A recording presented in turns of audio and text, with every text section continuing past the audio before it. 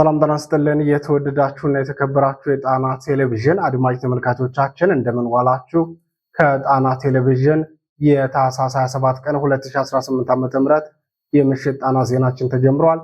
ዜናዎቹን እየመራው አማራ ሰፋ አብሬያችሁ ቆያለሁ። በቅድሚያ አርዕስተ ዜናዎቹን እናስቀድማለን። የጎንደሩ ትንቅንቅ ብርቱ ተጋድሎ ተካሂዶበት የብልጽግናውን ሰራዊት በእጅጉ የፈተነ ሆኗል። በአዳኝ አገር ጫቆ የገባው ጦር 36 ነፍሱን ሲያጣ በጎርጎራና በስማዳ የገባው መውጫቶ ቀርቷል። የቀድሞው የህወሓት አባልና የአሁኑ የብልጽግናው ሰራዊት የኮር አዛዥ በብስጭት አጃቢዎቹን በከዘራ እስኪመታ ድረስ ብርቱ ሽንፈት የደረሰበት ሆኗል። የጎንደሩ ተጋድሎ ሙሉ መረጃውን ምን ይመስላል የሚለውን ዝርዝሩን በቀዳሚነት ስንነግራችሁ ታደምጡታላችሁ። ታሪካዊቱ አንኮበር የዛሬውን ድል ስሙልኝ ብላለች። በአንኮበር የተገኘው የፋኖ ድል ለብልጽግናው ሰራዊት ምድርና ሰማዩን ያዞረበት ሆኗል። ሰሞኑን አንድ ሙሉ ክፍለ ጦር የበተነው የጎጃሙ ተጋድሎ ዛሬም እንኩ የድል ዜና ብሎናል። ጎጃም ላይ ምን ተሰራ ተብሎ ባይጠየቅም የድሉን ስፋት እንድሰሙት ሙሉ መረጃውን አሰናድተነዋል። የሁለቱን ቀጠና ተጋድሎ ሙሉ መረጃ ይቀርባል። መቅደላና ታላቁ የተጋድሎ ውሏ ምን ይመስላል ለሚለው ጥያቄ አማራ ፋኖ ብሔራዊ ኃይል አጼ ምኒልክ እዚህ ያስደመመንን ተጋድሎን እነግራችኋለን። የወሎ ቤት አማራው ብርቱ ተጋድሎ አድማሱን አስፍቶ መቅደላ ላይ ሲደርስ የሚያስደምጠንን የድል መረጃ ይዘንላችሁ ቀርበናል። ምንጃር በልጆቿ ብርቱ ክንድ ጠላቶቿን ስትመታ ውላለች። የምንጃሩን ተጋድሎ ልዩ የሚያደርገው አንድ ክስተት አለ። ይህ ክስተት ምንድነው የሚለውን የጄኔራል አሳምነው ጽጌ እዝ የተጋድሎ መረጃውን ያስደምጠናል። የፈራሁት ነገር መጣ ድሆ ድሆ እንዲሉ የሶማሊላንድ ጉዳይ ከበርበራ ወደ ኦጋዴን ወላፈኑን ማሰማት ጀምሯል። ቀድሞ የተሰጋው የአፍሪካ ቀንድ ቀውስ ከታሰበው ቀን ቀድሞ ሊፈነዳ ጫፍ ደርሷል። በዚህ ጉዳይ ልዩ መረጃ አሰናድተናል። ሰዓቱን ጠብቆ ይደመጣል። የተወደዳችሁና የተከበራችሁ የጣና ቴሌቪዥን አድማጭ ተመልካቾቻችን እነዚህንና ሌሎች የግንባርና የትንታኔ ዘገባዎችን ይዘናል። እስከ ዜናዎቻችን ፍጻሜ ድረስ አብራችሁን እንድትቆዩ እየጋበዝን ወደ ዝርዝር ዜናዎቹ እናልፋለን። አብራችሁን ቆዩ።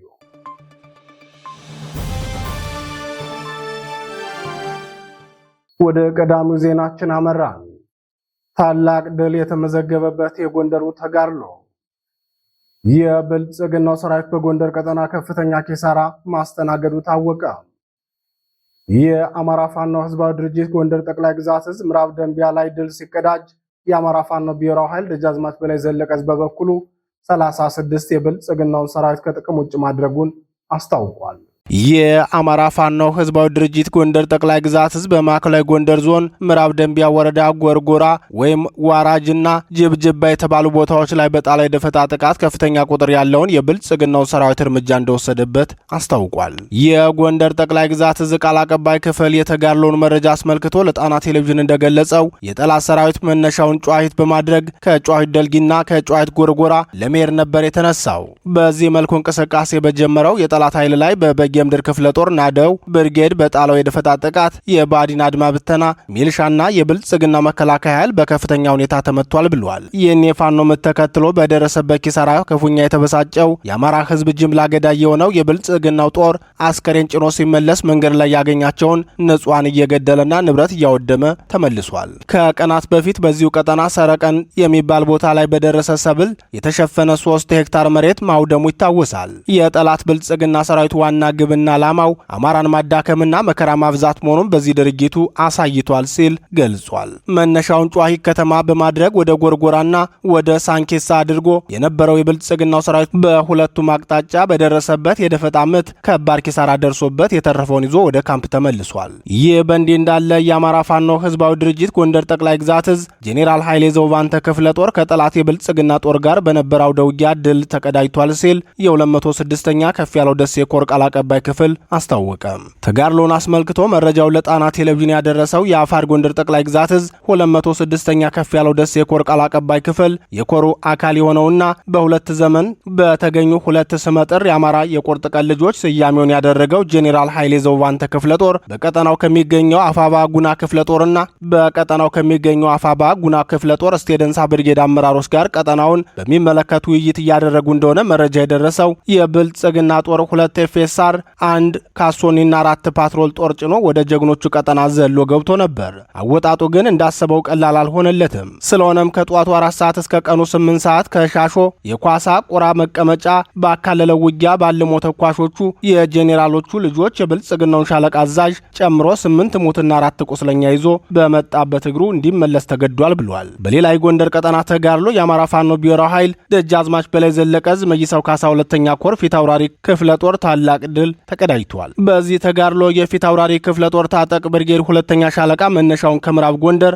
አዳኝ አገር ጫቆ ነጋዴ ባር አድርጎ ወደ አርሶ አደሮች ያቀናውን ሰራዊት ገዢ የመምቻ ቦታ ጠብቆ በመምታት 22 ሞት 13 ቆስለኛ ሲያደርግ አንድ ደግሞ በፋኖ እጅ ሊገባ ችሏል። 7 የነፍስ ወከፍ መሳሪያ ፋኖ መረከቡንም አስታውቋል።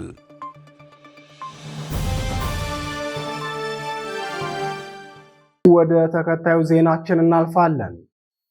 የፋኖ ታላቅ ድል ባንኮበርና በጎጃም የአማራ ፋኖ ህዝባዊ ድርጅት ሸዋ ጠቅላይ ግዛት ህዝብ በተጉለትና ቡልጋ አውራጃ አንኮበር ላይ ታላቅ ድል ሲቀዳጅ አንድ ሙሉ ክፍለ ጦር ከጥቅም ውጭ ያደረገው የአማራ ፋኖ ብሔራዊ ኃይል አጼ ቴዎድሮስ ህዝብ በበኩሉ ጎጃም ላይ ድል ተቀዳጅቷል።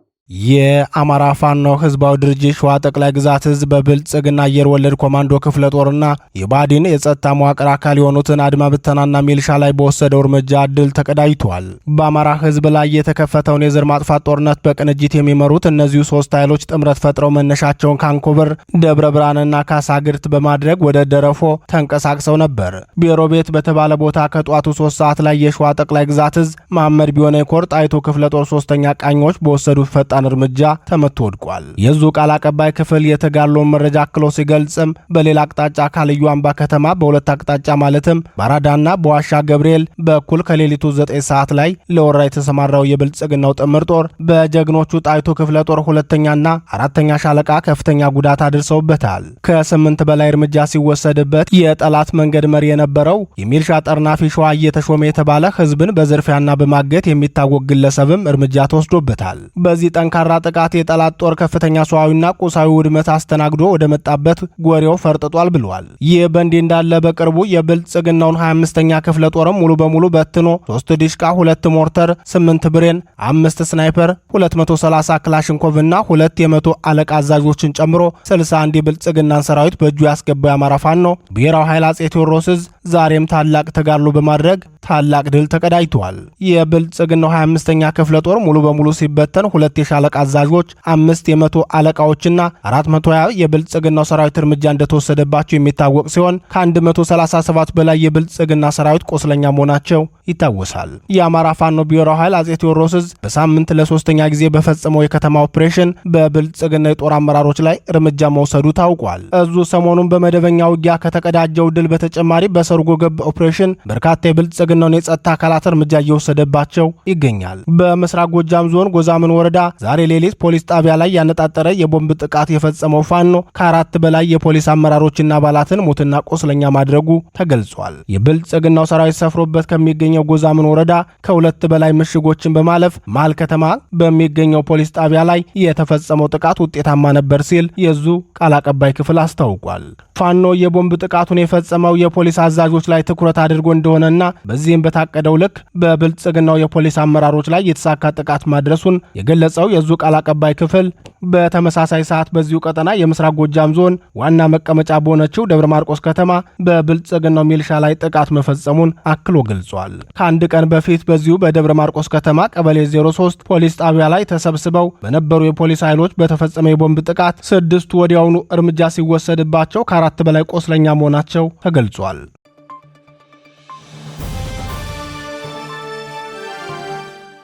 ዜናዎቻችን እንደቀጠሉ ናቸው። የመቅደላው ታላቅ ተጋድሎ የአማራ ፋኖ ብሔራዊ ኃይል አጼ ምኒልክ ዕዝ ንጉስ ሚካኤል አሊ ኮር በተለያዩ ግንባሮች ድል ተቀዳጅቷል። በወሎ ቤት አማራ በአማራ ሳይንት ግንባር የአማራ ሳይንት መቅደላ ክፍለ ጦር ታቦር ተራራ ብርጌድ ወደ ሳይንት አጅባር ከተማ በመግባት በብልጽግናው ሰራዊት ካምፕ ላይ ድንገተኛ ጥቃት በመፈጸም ድል መቀዳጀቱን አስታውቋል። ፋኖ ጥቃቱን ያደረሰው በተለምዶ ነሆር ሜዳ ተብሎ የሚጠራው ስፍራ ላይ የሚገኘው የብልጽግና ወታደራዊ ካምፕን በመጠጋት በተከታታይ ቦምብ በመጣል የጠላትን ሰራዊት በታትነው በጨበጣ ውጊያ መተውታል። ቀሪውን ደግሞ እየተከታተሉ እርምጃ መውሰድ ችለዋል ሲል የኮሩ ቃል አቀባይ ክፍል የታቦር ተራራ ብርጌድ ተጋድሎን ገልጾታል። ቃል አቀባይ ክፍሉ አክሎም በሌሊቱ ኦፕሬሽን የጠላት ካምፕ ሙሉ በሙሉ የወደመ ሲሆን በርካታ አባላቶቹ ሞትና ቆስለኛ ሆነዋል። ጉዳት የደረሰባቸው ቁጥራቸው ቀላል የማይባል የጠላት ኃይል አባላት ወደ ሳይንት አጅባር የመጀመሪያ ደረጃ ሆስፒታል ገብተዋል ሲል በብልጽግናው ሰራዊት ላይ የደረሰውን የጉዳት መጠን አስታውቀዋል። የጣና ቴሌቪዥን የሆስፒታል ምንጮች ከአጅባር የመጀመሪያ ደረጃ ሆስፒታል ባደረሱን መረጃ ደግሞ በብልጽግናው ሰራዊት ላይ የደረሰውን የጉዳት መጠን ከፍተኛ መሆኑን ገልጸዋል። ምንጮቻችን ሲናገሩም በርካታ የመንግስት ሰራዊት ቆስሎ ስለመጣ ሲቪሊያንን ማከም አልቻልንም፣ እንኳንስ ለሲቪሊያን ሕክምና ልናደርግ ይቅርና ለመንግስት ወታደሮችም ቢሆን ታክመው የማይድኑትን ለዚህ ጊዜና ገንዘብ አትጨርሱ፣ እሱን በምናሳክምበት ሌላ አሰልጥነን እናመጣለን፣ ይልቅ ቶሎ ሊድኑ የሚችሉትን ብቻ አክሙልን ብለው ባሳሰቡን መሰረት ሙያዊ ድጋፍ እንዳናደርግ ስለከለከሉን በቀላሉ ሊድኑ በሚችሉት ላይ ብቻ ነው ትኩረት አድርገን እያከምን ያለነው ብለዋል። በሌላ የአፋባ አፄ ምኒልክ ዕዝ ተጋድሎ የተደረገው ደግሞ በለጋምቦ ግንባር ነው። በዚህ ግንባር የተደረገውን ተጋድሎ ያካሄደው የሳጅን አደማሊ አባናደው ክፍለ ጦር 3ኛ አህመድ አቀስታ ሻለቃ ሲሆን ለጋምቦ ወረዳ ገነት የከተማ አቅራቢያ በጣለው ደፈጣ በብልጽግናው ሰራዊት ላይ ከፍተኛ ሰዋዊ ጉዳት ማድረሱን የክፍለ ጦሩ ቃል አቀባይ ክፍል አስታውቋል። የዕለቱን ተጋድሎ አስመልክቶ መረጃውን ለመገናኛ ብዙሃን ያደረሰው የሳጅን አደማሊ ክፍለ ጦር ቃል አቀባይ ክፍል በተሽከርካሪ ተጭኖ ሲጓጓዝ የነበረው ጠላት በተጣለበት ደፈጣ ክፉኛ የተመታ ሲሆን የሰሜን ምስራቅ ዕዝ 801ኛ ኮር 45ኛ ክፍለ ጦር ሰራዊት የባዲን አድማ ብተና ፖሊስና የደቡብ ወሎ ዞን ፓራ ኮማንዶዎች በጋራ በመንቀሳቀስ ከ3 ቀበሌዎች ህዝብ የመሬት ግብር ለመሰብሰብ አስበው ለግዳጅ ሲንቀሳቀሱ ነው የደፈጣ ጥቃቱ የተፈጸመባቸው። በዚህ የደፈጣ ጥቃት 3 ሙትና 5 ቁስለኛ ጓዶቻቸውን ጥለው ወደ መጡበት ሲመለሱ የተወሰኑት ደግሞ ገደል ገብተው ሞተዋል ብሏል። ገደል ገብተው የሞቱት የብልጽግናው ጥምር ጦር አባላት በርካታ መሆናቸውን ተከትሎ የሟቾች ቁጥር ሊጨምር እንደሚችል ይታመናል። 3ኛው ግንባር የነበረው ደግሞ በመሃል ሳይንት ግንባር ነው። የአማራ ሳይንት መቅደላ ክፍለ ጦር ክንፍ የሆነው አትሮኖስ ብርጌድ ደንሳ ከተማ አቅራቢያ ድድቻ የተባለ ቦታ ላይ ባደረገው ተጋድሎ ታላቅ ድል ማስመዝገቡን የኮሩ ቃል አቀባይ ክፍል አስታውቋል። የብልጽግናው ሰራዊት በሁለት ፓትሮሎች ተጭኖ ሲጓዝ በነበረበት ሰዓት መብረቃዊ ሊባል የሚችል ጥቃት ተፈጽሞበት ከፍተኛ ኃይሉ ሞቶበታል። ከፓትሮሎቹ ውስጥ ከነበሩት የጠላት ኃይል አባላት የተረፈ የለም ሲል የኮሩ ቃል አቀባይ ክፍል ጨምሮ ገልጿል።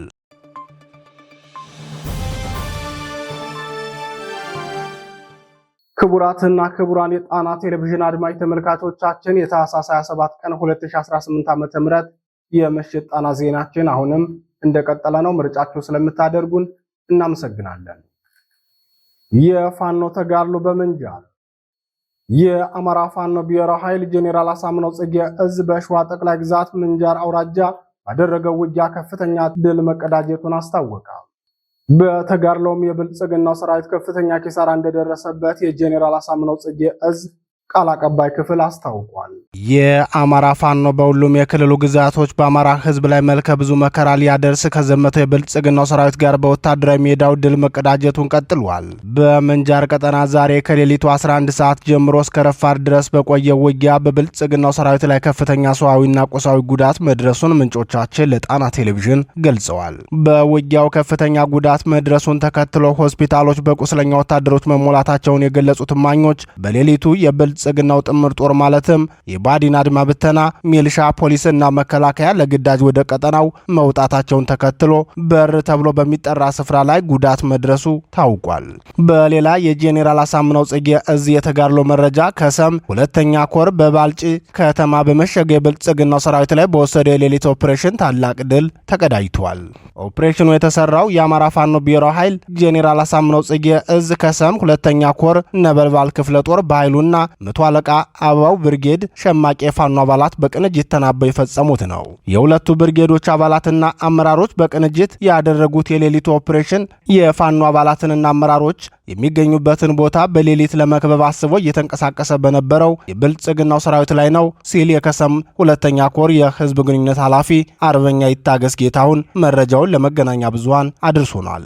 የብልጽግናው ሰራዊት በራሱ ጭካኔና እኩይ ዓላማ ምክንያት የህዝብ ቅቡልነትን ካጣ ቆይቷል። የዚህ ስርዓት ቀዳሚ ዘብ የሆነው የብልጽግናው ሰራዊትም በየጊዜው የሚደርስበትን ከባድ የፋኖ ምት በሚዲያ ፕሮፓጋንዳ ለመቀልበስ ተደጋጋሚ ሙከራ ሲያደርግ ቆይቶ ነበር። የዚህ ማደናገሪያ የሚዲያ ፕሮፓጋንዳ አካል የሆነው ትናንት ታህሳስ 26 ቀን 2018 ዓ.ም የአማራ ፋኖ ብሔራዊ ኃይል ጄኔራል አሳምነው ጽጌ እዝ ከሰም ሁለተኛ ኮርን የነበልባል ክፍለ ጦርን ለማፈን ተንቀሳቅሶ ነበር። ከምሽቱ 4 ሰዓት ከ35 ላይ ሁለቱ ብርጌዶች ተናበው በወሰዱት የሌሊት ኦፕሬሽን በርካታ ምልምል ሰራዊቱ ሙትና ቆስለኛ ሊሆን ችሏል። የከሰም ሁለተኛ ኮር የቃል አቀባይ ክፍል ኃላፊ አርበኛ ይታገስ ጌታውን የዕለቱን ተጋድሎ አስመልክቶ ባደረሰን መረጃ እንደገለጸው የፋኖን የቦምብና የጥይት ናዳ መቋቋም ያቃተው የጠላት ብልጽግና ሰራዊት ሙትና ቆስለኛውን እንኳን መሰብሰብ ሳይችል እግሩ በመራው ተበታትኖ አድሯል። በልዩ ጥበብ ኦፕሬሽናቸውን ያሳኩት የነበልባል ክፍለ ጦር የኃይሉ እና መቶ አለቃ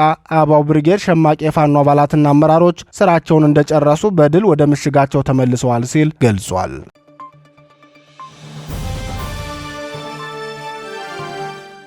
በመጨረሻም በትንታኔ ወደምንመለከተው የዕለቱ የትንታኔ ርዕሰ ጉዳያችን እናልፋለን። የሶማሌላንድ ጉዳይ እሳት ይዞ መጣ። የእስራኤል መንግስት ከ10 ቀን በፊት ለሶማሌላንድ የሰጠው ይፋዊ የሀገርነት እውቅና ቀድሞ እንደተገመተው በአፍሪካ ቀንድ የጂኦፖለቲካ ኃይል አስተላለፍ ውስጥ በእጅጉን ለውጥ ይዞ መጥቷል። ግልጽ የጦርነት አዋጅም በሶማሊያ መንግስት በኩል ታውጇል። የእስራኤል መንግስት ውሳኔ የሁለትዮሽ ዲፕሎማሲያዊ ግንኙነትና ጥቅም ብቻ የታጠረ ሳይሆን በቀጥታ በባህር ላይ ደህንነት፣ በቀጠናዊ ጥምረትና በቀይ ባህር በኤደን ባህረ ሰላጤ ላይ ባለው የኃይል ሚዛን ላይ ተጽዕኖን የሚያሳርፍ እንደሚሆን የፖለቲካ ተንታኞች ይናገራሉ። በአሁኑ ሰዓት የኢትዮጵያ ሕዝብ ከ130 ሚሊዮን የሚያልፍ መሆኑን በርካቶች የሚስማሙበት ሀቅ ነው። ይህንን ሁሉ ሕዝብ የያዘው የኢትዮጵያ ምድር ከ7 ዓመታት ወዲህ በእጅግ ወደ ኋላ ቀረ እንጂ ፈጣን የኢኮኖሚ እድገት እያስመዘገበ ነበር። ወደብ አልባዋ ኢትዮጵያ የእስራኤል እርምጃ ስትራቴጂካዊ ዕድሎችንም ሆነ ከባድ ስጋቶችን ይዞ እንደሚመጣ የፓርላማ አባሉ ዶክተር ደሳለኝ ጫኔን ጨምሮ በርካታ ምሁራንና ፖለቲከኞች አስተያየት ሲሰጡበት ቆይተዋል። ይህ የእስራኤል ውሳኔ የሶማሌላንድን ዓለም አቀፍ ተቀባይነት ከፍ የሚያደርግ ነው ሲሉ አስተያየታቸውን የሚሰጡት የፖለቲካ ተንታኝ በበኩላቸው ኢትዮጵያን ደግሞ የመካከለኛው ምስራቅ ኃይሎችን፣ ዓለም አቀፍ ተዋናዮችን እና የአፍሪካ ቀንድ ሀገራትን ባካተተው ውስብስብ ቀጠናዊ ሽኩቻ ውስጥ ሊከታት ይችላል ሲሉ ይናገራሉ። ከዚህ ሁሉ የከፋው ደግሞ የጉዳዩ ቀጥተኛ ባለቤት ሶማሊያ ለነገሩ የምትሰጠው ልዩ ትኩረት ከህልውናዋ እና ግዛታዊ አንድነቷ ጋር የሚተሳሰር መሆኑ ነው። ህወሓት የኤርትራን መገንጠል አጽድቆ በወቅቱ የተባበሩት መንግስታት ድርጅት ዋና ጸሐፊ ለነበሩት ግብፃዊው ዲፕሎማት ቦትሮፍ ጋሊ በአቶ መለስ ዜናዊ በኩል በደብዳቤ አሳወቀም። ከዚያን ዕለት ጀምሮ የኢትዮጵያ የባህር በር ጉዳይ በጎረቤት ሀገራት በተለይም በጅቡቲ ወደብ ላይ ጥገኛ ሆኖ ቀርቷል።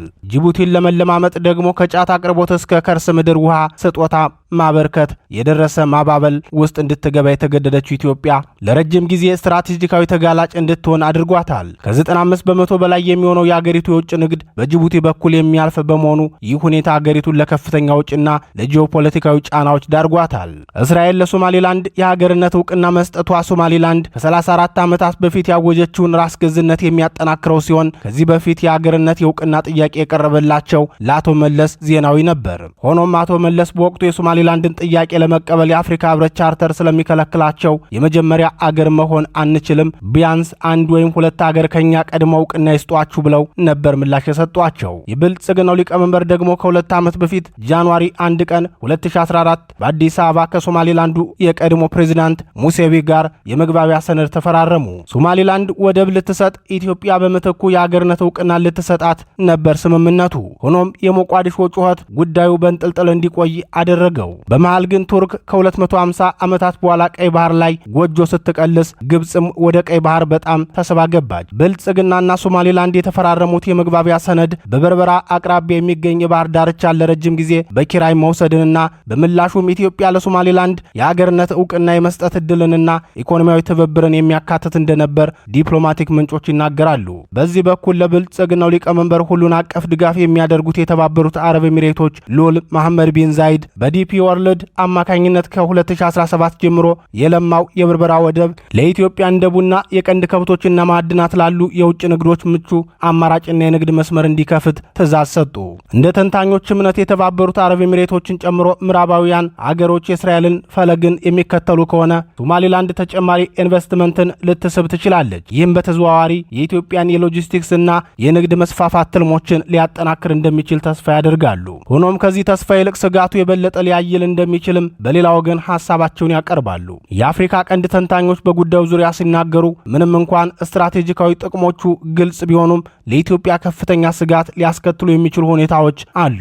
እስራኤል ለሶማሊላንድ ዕውቅና መስጠቷ በሶማሊያ በኩል እንደ ሉዓላዊነት መጣስ ተደርጎ ተወስዷል። በምላሹ ሞቃዲሾ የኢትዮጵያን የባህር በር ፍላጎት በጽኑ ከሚቃወሙት እንደ ግብጽ አሁን ደግሞ የእስራኤል በቀጠናው መከሰት በእጅጉን ስጋት ውስጥ የከተታት ቱርክ ጋር ሞቃዲሾ ያላትን ግንኙነት አጥብቃለች። በዚህም የአፍሪካ ቀንድ በሁለት የተለያዩ የጂኦፖለቲካ ቡድኖች እየተከፈለ ሲሆን በአንድ በኩል ኢትዮጵያ፣ ሶማሊላንድ፣ የተባበሩት አረብ ኤሚሬቶችንና እስራኤልን ያቀፈው በምዕራባውያን የሚደገፍ ጥምረት ተፈጥሯል። የዚህ ጥምረት ትኩረት በቀይ ባህር ላይ ተደራሽነትን ማረጋገጥ፣ የንግድ መስመሮችን ማስፋፋትና የቀጠናውን የጸጥታ ትብብር ማሻሻል ላይ ሊሆን ይችላል። በሌላ በኩል ደግሞ በሶማሊያ የሚመራው ቱርክን እንዲሁም ግብጽን ያካተተ ተቃዋሚ ቡድን ተመስርቷል። ይህ ጥምረት ትኩረቱን ያደረገው የሉዓላዊነት ጥያቄዎችን በማስከበር በባህር ክልሎች ላይ ቁጥጥርን በማረጋገጥና የኢትዮጵያን እያደገ የመጣ ተጽዕኖ በመገደብ ላይ ነው ሲሉ ይናገራሉ።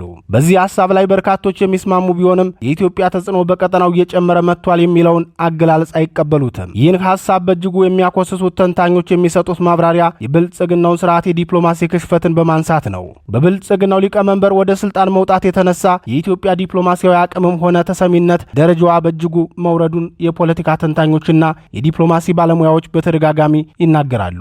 የቀደሙት ተንታኞች አስተያየታቸውን ሲቀጥሉም ጅቡቲ በኢትዮጵያ ላይ የኢኮኖሚ የበላይነቷን ላለማጣት በመስጋት ሶማሊላንድን ህጋዊ የሚያደርጉ እርምጃዎችን ትቃወማለች። በኢራን የሚደገፉ ቡድኖችና የቀጠናው ተቀናቃኞች ኢትዮጵያን የምዕራባውያን ጎራ ምድብ ውስጥ የተካተተች አድርገው ሊመለከቷት ይችላሉ።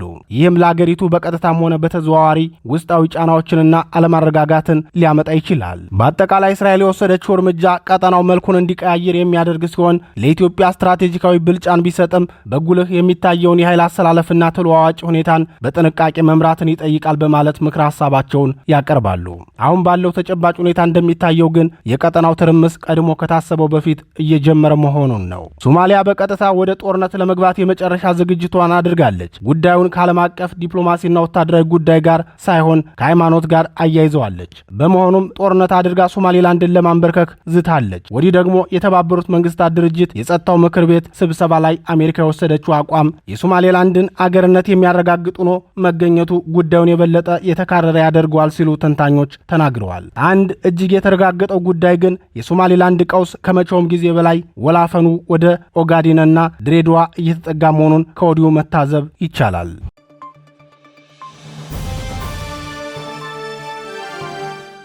ክቡራትና ክቡራን የጣና ቴሌቪዥን አድማጭ ተመልካቾቻችን የታህሳስ 27 ቀን 2018 ዓ.ም የምሽት ጣና ዜናችን የተከታተላችሁትን ይመስል ነበር። ዜናዎቹን እየመራው አማራ ሰፋ አብሬያችሁ ቆየው። የጣና ቴሌቪዥን የዩቲዩብ ቻናል አማራጮችን ሰብስክራይብ በማድረግ በቋሚነት ወዳጅ እንድትሆኑ እንጠይቃለን። ጤና ይስጥልን።